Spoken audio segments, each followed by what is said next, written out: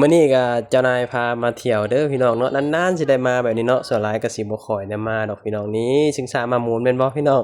บ่ฮู้เฮาก็บ่เคยเห็นอันนี้มันคือเอิ้นว่าอิหยังเนาะคือเฮาแบบว่าเคยขี่แต่อยู่บ้านจังซี้นะตามบ้านนอกเฮามันก็สิเป็นชิงช้ามามูนแบบว่าเป็นแบบว่าในงานวัดงานหยังแบบซี้นะอันนี้เป็นข้างหน้าเฮาเป็น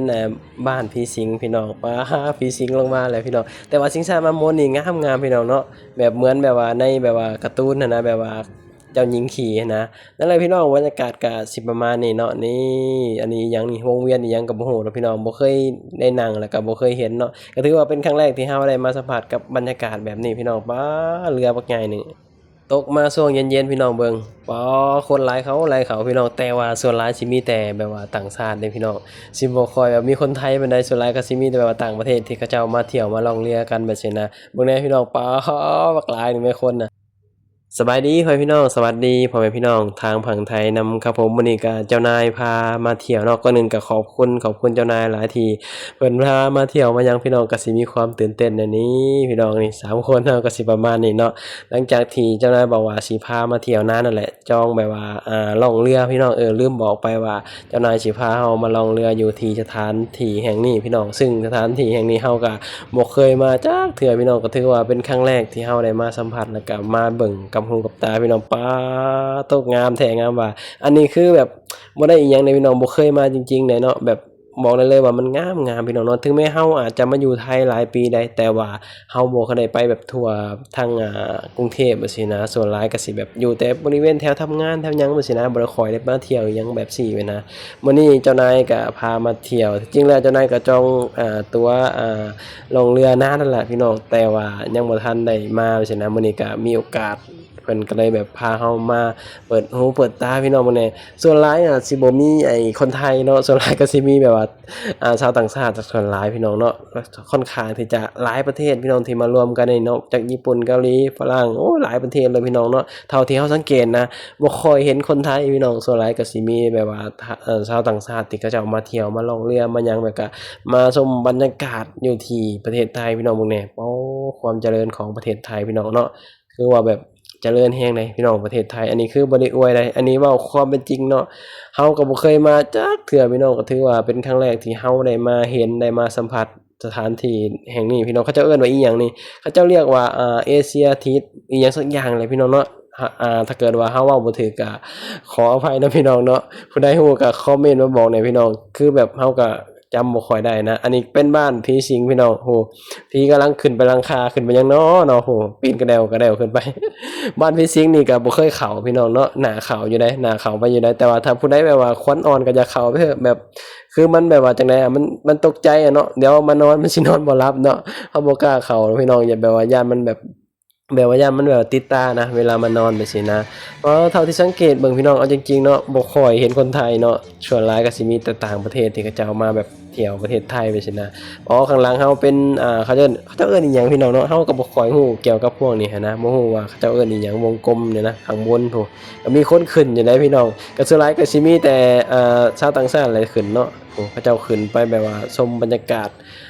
ของประเทศไทยพี่น้องสูงๆโอ้ยบ่กล้าขึ้นดอกพี่น้องมันสูงเกินเนาะเฮาคนหนึ่งได้เฮาแบบว่าย้านความสูงแบบซี้นะเฮาคงบ่กล้าขึ้นดอกจ้างก็บ่ขึ้นพี่น้องคงบักสูงหนึ่งพาพี่น้องเลาะเบิ่งบรรยากาศอันนี้คือแบบว่าลืมบอกเนาะว่าอันนี้คือเจ้านายพามาเที่ยวนี่แต่จริงแล้วมันก็ล่องเรือประมาณ2ทุ่มเด้อพี่น้องแต่ว่าเฮาฮอดก่อนนะก่อนเวลามาฮอดประมาณ6โมงนั่นแหละก็ต้องรอ2ชั่วโมงพี่น้องก็เลยหาเลาะถ่าย บรรยากาศให้พี่น้อง FC ได้เบิ่งได้ชมแล้วก็เฮาก็ได้ถ่ายเก็บไว้เบิ่งนำครั้งหนึ่งในชีวิตพี่น้องที่เฮาได้มาสถานที่แห่งนี้เนาะเพราะว่าเฮาก็คนหนึ่งบ่ค่อยได้ไปเที่ยวไปหยังหันนะบางทีเจ้านายก็ชวนไปแบบซี้เพิ่นก็ออกให้ทุกอย่างพี่น้องคือมื้อนี้คือกันแหละเพิ่นก็ออกให้ทุกอย่างบ่ว่าสิเป็นค่ารถค่าเรือค่านู่นค่านี่เนาะเพิ่นก็พามาเที่ยวมาหยังแบบซี้นะก็เฮาก็รู้สึกว่าแบบโชคดีเนาะที่มีแบบว่าเจ้านายแบบว่าเพิ่นแบบว่าพามาเที่ยวมาหยังแบบซี้นะพี่น้องเบิ่งตัวงามเนาะพี่น้องเนาะงามแรงพู้นบ่ฮู้ว่าคนอื่นคิดคือเฮาบ่เฮาส่วนเฮาคิดว่ามันงามเดะเบิ่งแหน่เรือบักใหญ่พี่น้องเนาะแต่ว่าเฮายังบ่ทันได้ขึ้นประมาณ2ทุ่มพี่น้อง2ทุ่มสิได้พากันขึ้นเรือเนาะขึ้นไปล่องเรือพู้นแหละพี่น้องครั้งแรกในชีวิตพี่น้องที่แบบ เคยแบบมาสถานที่แห่งนี้อยู่ที่ประเทศไทยไปนะมาอยู่ไทยก็ค่อนข้างที่จะหลายปีพี่น้องแต่ว่าบ่เคยมาสถานที่แบบนี้จักเทื่อไปนะพี่น้องเนาะคนหลายเขาเด้พี่น้องตกมาแบบเย็นๆเนี่ยคนหลายเขาแต่ว่ามีแต่คนต่างชาติพี่น้องเนาะบ่ค่อยมีคนไทยเลยส่วนหลายมีแต่คนต่างประเทศที่เขาเจ้ามาเที่ยวมาหยังไปนะ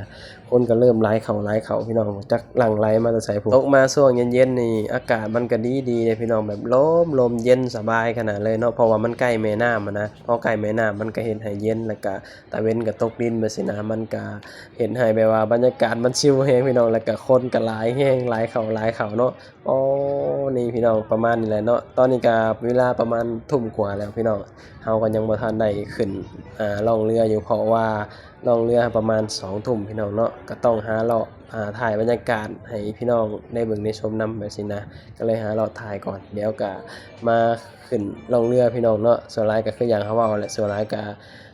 มีแต่ชาวต่างชาติพี่น้องส่วนหลายก็สิบ่ค่อยมีคนไทยเนาะเพราะว่าชาวต่างชาติเขาเจ้าเข้ามาเที่ยวไทยค่อนข้างที่จะหลายพี่น้องหลายเลยแหละเนาะแบบส่วนหลายก็สิมีชาวต่างชาติแบบนี้นะเขาเจ้ามักแบบมาล่องเรือบ่มาแบบเบิ่งบรรยากาศอยู่ที่เมืองไทยพี่น้องเนาะบอกได้เลยว่างามแฮงพี่น้องยิ่งแบบว่าตกมาแบบว่าเย็นๆหรือว่าแบบกลางคืนมันสิแฮงงามพี่น้องไผแสงสีเบิ่งแหน่ช่วงเฮามายังบ่ทันค่ำพี่น้องเฮามาอีกทีหนึ่งมันค่ำแบบว่านี้แฮงงามพี่น้องเบิ่งคือโคมไฟแบบว่ามันก็งามเด้อพี่น้องนี่เด็กน้อยฝรั่งขึ้นไปนั่งขี่บ่เคยเห็นจักเทื่อพี่น้องบอกได้เลยว่างามพี่น้องเนาะถ้าผู้ใดแบบว่าบ่เคยมาเนาะสำหรับคนลาวก็มาแวะมาเบิ่งชมได้พี่น้องนี่งามแฮงช่วงแต่ว่าต้องมาช่วงกลางคืนเด้อช่วงกลางคืนนี่มันสิงามเบิ่งแหน่เจ้าแบบว่าตกแต่งแบบไผนู่นนี่นั่นมันงามเด้อพี่น้องนี่โอ้คักอีหลีเนาะเฮาเคยแต่ขี่แบบว่าอิหยังก็สิงสามามูลตามงานวัดตามบ้านนอกเฮาว่าซี่นะใกล้สิได้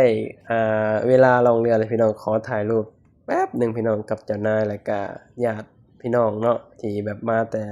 ชัยนาทพี่น้องนี่ถ่ายเก็บ บาดนี่ได้เวลาแล้วพี่น้องเบิ่งแหน่คนน่ะป๊าอีพ่ออีแม่ข้อยคนคือหลายแท้นี่แบบว่าช่วงนี้มันก็สิ2ทุ่มแล้วพี่น้องเนาะใกล้สิได้ล่องเรือแล้วเขาเจ้าก็มารอต่อคิวแบบว่าลงเรือได้บาดนี้สิพากันแบบว่าล่องเรือตามแม่น้ำเจ้าพระยานั่นแหละพี่น้องเนาะเป็นครั้งแรกในชีวิตที่ได้มาสัมผัสบรรยากาศแบบนี้พี่น้องเนาะเปิดประสบการณ์ใหม่ๆพี่น้องโอ้ถ้าเกิดว่าเจ้านายบ่พามาก็คงสิบ่ได้มาสัมผัสบรรยากาศแบบนี้หรอกพี่น้องบอกได้เลยว่ามันงามแฮงพี่น้องกลางคืนเฮาบ่ฮู้ว่าสิอธิบายจังไดพี่น้องแต่ว่าเฮารู้สึกว่ามันงามอีหลีเลยงามมึงเนี่ยกลางคืนมาแฮงแบบไฟแสงสีแบบโอ้งามแฮงแบบตึกสูงงามแฮงพี่น้องเนาะแต่ผู้ใดบ่เคยมาก็สำหรับคนลาวก็มาเที่ยวได้เด้อพี่น้องนี่คลิปนี้เฮาก็สิได้ปิดคลิปนะพี่น้องเนาะเพราะว่าเฮาบ่อยากตัดออกนะเพราะว่าเฮาอยากถ่ายเก็บไว้เบิ่งว่า